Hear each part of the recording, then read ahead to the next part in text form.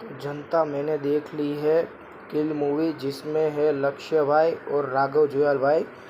तो ये फुल भाई 18+ मूवी है, बहुत ही खून खराबा है। मतलब एक डायलॉग में तो भाई राघव सर भी बोल देते हैं, ऐसा कौन मारता है बे, राक्षस हो क्या, वैसा बोल देते। मतलब आप सोच भी नहीं सकते, उस तरह से मारते हैं। जो एनिमल है उससे भी ज़्यादा ब्रूटल मूवी अगर कोई होगी बॉलीवुड की तो यही होगी, किल हुई होगी भाई। एक ट्रेन में, एक रात का सीक्वेंस है, एक ट्रेन में मतलब डकैत है, 40 डकैत है जो कि डकैती करने आए हैं, लेकिन 2 सोल्जर्स उन्हें रोक लेते हैं, कमांडो होते हैं जो लक्ष्य भाई और उनके जो दोस्त थे वो।